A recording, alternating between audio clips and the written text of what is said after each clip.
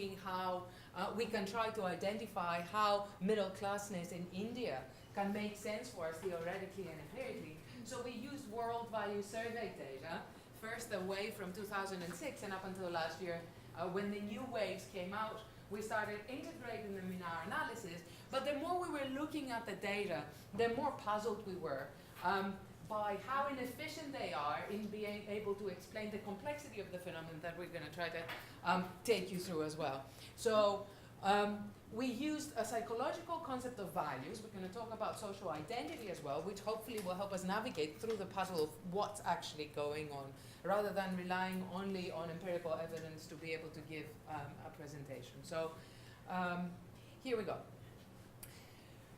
So the first component of our work talks about psychological dynamics, and in this case we're going to be explaining to you values. So what are the elements of our orientations that are stable, as I will say in a little bit, and usually determine our political preferences. So we are going to use these as the baseline of identity, individual identification with particular middle class environments, but also middle classness as an entity, as a social group. And we'll talk about psychological dynamics that bring these groups together.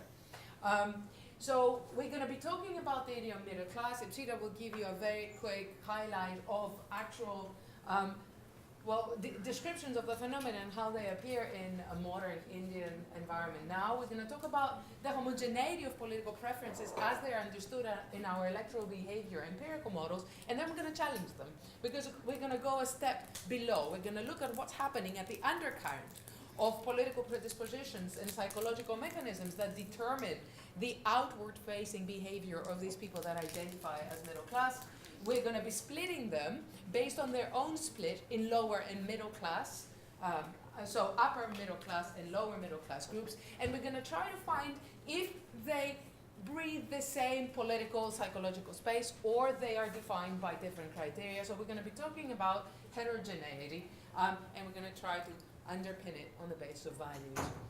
So we start from the basic model that understands class as determined by particular socioeconomic differences. See education, see income, lifestyle, as a subjective experience that determines how people self-identify.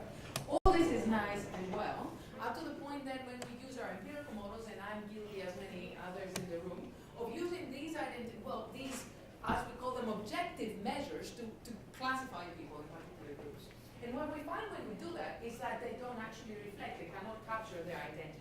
So although our models rely on income, on education, lifestyle, to put together in people, in particular upper middle class, lower middle class groups, their subjective interpretation of what that means can be very different. So we'll talk a little bit, we'll try to understand their anxieties and expectations with later bits of our work that involve interviews, but today we will try to stay to the level of basically understanding the heterogeneity underneath what seemingly looks like a very homogeneous group. Okay? We're going to talk about values. We're going to go in there in a minute. And I've already said that about the homogeneity, so let's skip. And Okay. I'll come back. So basically, following on from what Teresa has just shared with you, I mean, of course, I'm speaking to an audience that is familiar with middle class vicinity, I'm sure. But I'm curious about the Indian cases that middle classes have become very prominent in sort of political and public space. But the sort of initial preoccupation with the middle classes is because they were seen as consumers, right? So it's basically categorized as a socio-economic class without really having a coherent sort of political identity in any way. So, but at the same time, this sort of consumer middle class that's seen as a sign of India's economic expansion since the 1990s is its values, its political preferences are taken as sort of hegemonic in the sense that what they feel, what they aspire for should be the basis of policy and political directions for today and the future. So it shapes our present really. But So that's one thing. So it's a sort of socio-economic class in the sense of their consumer behavior rather than their political organization as such that has led to this kind of emphasis. A further curious aspect in India is that they are actually a minority. So despite all this publicity around the so-called middle class bulge that India is experiencing in line with other emerging powers like China or Brazil, in fact, the rise in the middle class has been very, very less in India. So if you look in the last 10 years, between 2000, well, not last 10 years, but between 2001 to 11, although there's been a decline in poverty, it's led to the increase in low-income groups, whereas middle-income groups have only grown this much, so just by around 2%. So, whereas in Brazil and China, the expansion has been much bigger, right? So, in that sense, they are still a minority, yet this is the kind of position that aspirations of the middle class and the so-called neo-middle class needs to be taken seriously. Now, the current government, Narendra Modi's government, uses neo-middle class in a peculiar way because he's actually referring to lower middle class, those who've just come out of poverty and live in the cities, right? And he was the first politician to actually use it in election manifestos, initially in Gujarat, but then also nationally. So it's sort of very used very, very emphatically today, despite being in a majority. And the main thing, it goes back to the fact that India has economically expanded, and therefore you can see this rising middle class. Now, some of the sort of what's linked in sort of what are the political orientations of the middle class is that they are actually, and scholarly work also says this, in a way hyper-nationalist or hyper-patriotic. I mean, I was just scrolling through social media and the recent sort of India-Pakistan tensions, and if you just look at, I mean, I was quite stunned to see that a bank account has now been opened where you can make contributions to the Indian army directly, and this is heavily publicized. So you can see, so they are, one assumption, observation is that they're hyper-patriotic. Some other cartoons said anyone who's sort of critical of what India is doing is seen as a traitor. And these are all quotes from who you would call as middle class representatives in the media and social media. There's also a kind of sense that middle class are, so their aspirations as a whole, so the lower and the upper middle class, they want to see a better life, they want to see more affluence, and are somewhat frustrated with the previous regime that focused too much on poverty. So, in fact, see poverty as a nuisance. So this comes from more sort of urban politics work. But I found this quote actually from one of the main sort of consultants for the Smart Cities program, and basically he's saying that we have this vision of Smart Cities, an ongoing program that the Indian government has launched, but the only way forward is to actually close these smart cities off from those swarms of people who will come in and pollute the environment. So in the sense that, even with high prices, the conventional laws in India will not enable us to exclude millions of poor in India, hence the police will need to physically exclude people from such cities. So that's another aspect, the kind of poverty as a nuisance. Just anything left is like, critical is the kind of seen as, again, the hyper-patriotism, intellectual terrorists here. Another emerging aspect of this sort of homogeneous political preference is discomfort with rights. Now, this has had a long history with India's affirmative action policies, where those who come from the higher class have somewhat been, resisted affirmative action. But lately, actually, some measures by the government, like the right to education, which was actually a very progressive reform, where education was to be given, as a guaranteed right to all children at primary school level, and private schools have to keep a certain percentage open to enroll, children from lower socioeconomic backgrounds into the school. Actually, there's been a lot of resistance to do that from middle class families because they don't want to see their children sharing benches with poorer students. And this is just an example of that. So there's also a sense that rights is something that the government has to take care of, right? Or looking after those who are need a bit of help or need social services, something that the government should take care of, whereas the private sector is something which should be meritocratic, that's the term used, but in effect exclusionary, right? So these are sort of the three aspects: the hyper-patriotism, this sense of poverty as a nuisance, and this discomfort with rights-based notions. One sees all of this as kind of representative of middle-class preferences in general, and therefore one has argued that middle-classness in India is actually a kind of hegemonic aspiration, in the sense that these are aspirations of a dominant class that help to allow power to be exercised, by a coalition of elites, so by private sector, by government, and the dominant group. So their aspirations carry a hegemonic function. However, and therefore, for instance, Jean, Ress, and Sen have argued that because of this kind of prominence, India has made very limited progress in reducing poverty. However, this is where Teresa comes in and I come in detail. But just to hold this, or is it maybe if I leave it down? Is it? Yeah. I usually speak loud. So. Okay. Okay. All right. So JIBS has been rushing through this, but the main idea is that there is a lot going on. There is a lot at the social policies, there is a lot at the educational policies. There are tensions being created by these people that self-identify as middle class and where they define the borders of their existence. So you have a fluid social group identification with people coming in, people going out, but then the tendency to restrict these borders, to close them up, physically in those new cities, but also mentally and psychologically as they self-identify out from other groups.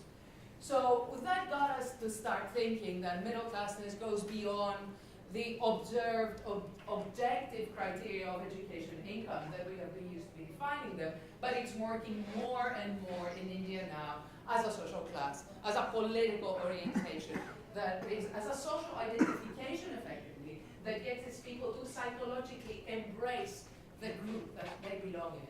So we talk about this self-identification with the social class, right? That determines, in effect, later on their political behaviors. And to that extent, this has implications for those of us who study electoral outcomes, that want to measure how these people are going to go out and vote now and also in the future. So there's significance to this kind of work, right? We're starting with the underlying assumption that if somebody identifies with a particular group, they're going to have homogeneous beliefs, homogeneous preferences, and homogeneous behaviors. That's the reason we classify individuals in electoral behavior in particular groupings, so that we can systematically account for how they behave. If there is a lot of heterogeneity, that concept is not valuable to us, right? So what's the point? So the idea is that we're going to look and try to understand to what extent citizens use this social identification, as a schema, as a cognitive schema in their heads to organize how they make sense of the world, but also then how they use that as a grouping to organize themselves against or with others, right? Right, let's move on to the next one. Yeah, this is where I have to take over. Because I have anxiety. Or we shall. Let's move on because I don't think we have a lot of time. Okay. Yeah. So we're going to be using this idea of a social identity here when we talk about middle classness. Going beyond the financial indicators to how, as I said, they organize their beliefs, either on the basis of this unidimensional ideological space or using more multidimensional structures of understanding ideology, class identification on the basis of economic, but also moral, traditional identifications. So I'm going to be going through the psychological value function of values that basically reflect a mechanism, a need for order, certainty, and security. We have tools in psychology, political psychology, that help us understand how citizens make sense of their social environment. In social identity theory, one that many of you who study social psychology and political psychology might be comfortable with or know it, talks about how people get together in groups, have a positive in-group identification, perception of their in-group as a positive thing, and as they integrate more and more with the group, they go through this process of depersonalization. They themselves put aside the things that make them different from others, merging their identity. It's all about how you see yourself with others, and also depersonalizing the differences of other people that are outside, so they see the outside groups as more homogeneous as well. This depersonalization has to do with how me and Ipsida interact if we identify ourselves as members of one group. We assume a common identity just because of the group, but also how me and Katerina interact if we are part of different groups, where I don't see her anymore as Katerina, but I see her as a member of the other group. I have depersonalized her, okay? So we're gonna talk a little bit about this here. The process of identification is a sequential one very often. First, you become a member of a group. Think of a football team, but think of a political party that you identify with on the basis of particular socioeconomic indicators. We cannot eliminate those. These are the foundations of our experiences. We are born in particular environments, some of us more privileged than others. We go through particular education routes, some of us more privileged than others if we are lucky enough to do that. So that kind of sets the background, but that's not enough. In other words, identifying, understanding middle classness only on the basis of this is just only the very top of a very termless sea, as we will show you. Slowly you start identifying and you create this restrictive, subjective, internalized sense of where you belong, of your group belonging. When this is incorporated in your own understanding of yourself, in the way you carry yourself and you introduce yourself to others, we can talk about the creation of a social identity. In that case, a social identity of middle classness.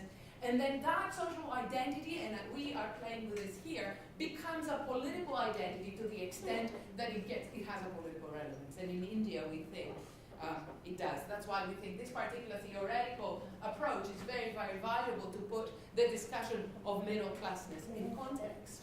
So I'm playing with words here, but some insights about values and how we can use them. Social and political values by Smartest theory in 1992 become the foundation of political judgments. They operate equally well for people that are sophisticated and people that are not sophisticated, as we heard before. People that are not very high on the education or political engagement scales, they still make sense of politics. And how do they make sense of politics? Using values. That's why these are useful tools. They are seen as they usually have particular desires for political outcomes. They orient themselves in systems, so they group well together. We do factor analysis in psychology, trying to put all these notions together. They're usually stable, and this is important for the data we'll show you in a little bit, and they guide our behavior and our evaluation of political events. What are they here? Some of you might be familiar with them, but the main dimensions in the Western world, and they don't apply as well in non-Westernized settings. We have studies that challenge these outside the US and Europe. Anyway, the main dimensions are openness to change versus the idea that you have to conserve, you have to preserve what's already there. And then the second one, where you care about the good of others versus you only care about your own good. These are, of course, polar opposites, and all of us kind of orient ourselves in a two-dimensional, or others say multi-dimensional space. And these are the items we use in surveys. I have them up there because we use the World Value Survey with these items, so it is important for us to reflect the concept from measurement, right? There's always a discrepancy between what we want to study and what we can study, because that's what we have measurable indicators of, right? And we also find that there are studies like the European Social Survey, the European Value Survey, and the World Value Survey, this is what we're using, that show us that these values affect and predict, if you want a more quantitative language here, attitudes toward social groups, politicians, and parties. So they matter, right? I'm going to skip the moral values, which is a spin of that theory, and we're going to talk a little bit about how this middle classness as political identity can lead to political outcomes. So what do you need if you are looking at middle class as a political identity? You want this thing to be there. You want people to strongly identify, so existence of subjective strong identities. You have convergent identities because of this psychological process that's inevitable in groups, the depersonalization, right? People come together, they share meanings, right? There's a political meaning of what it is to be part of that group as well, that is culturally and politically shared. There are these realistic, meaning socioeconomic, but also symbolic, subjective, psychological, right? Shared meanings, interests, threats, and grievances. People start to see themselves as part of a group that lives together, that sees the world and orients themselves towards social phenomena together. So eventually you have this phenomenon of what we call group consciousness. So if we want to understand middle classness as a social identity, we are after the measurement of that group consciousness. We know we cannot do this with the tools that we're going to show you today. And this is the challenge of us to show you where the limits of existing research lie. Because this theory looks further than our instruments allow us to look at. So it's almost like a two-stage paper. What we use here is the best tool available in the market out there, the World Value Survey. We use 3 waves, 2006, 12, and 14 data sets. We use the self-identification of middle-class participants as upper and lower. And the purpose of this whole project was to try to see if there's heterogeneity or homogeneity. You expect homogeneity if there's a class consciousness, okay, at the very basic stage of all this. So the measures of values are here on the basis of the dimensions that I showed you before. If you want these instruments, we are happy to give them to you. And there is also indicators that map on the more standardized perceptions of middle classness that we use in electoral behavior, like income, education, and I guess the self-identification of social class. Okay, so what do we see? We started with crunching the data, and we see that in terms of income and in terms of education, the people who identify as upper and lower middle class, the UMCs and the LMCs for lower middle class here, yeah, upper and lower, they are statistically significantly different, right? Their education is different, their income is different. That means we have reasons to expect that their experience of the social environment is also different. Because remember, socioeconomic experiences matter for the way we perceive ourselves in the social environment. It's not all symbolic, but it's grounded on substantive differences. But then they self-identify as middle class. So what's going on? We started investigating it a little bit further, right? The correlation of these education scores and class was significant in 2006. But as we look, because we have now the advantage of over time data, we see the correlations are thinning. That means that even the socioeconomic characteristics that kept our empirical models together are now collapsing. And this is the introduction of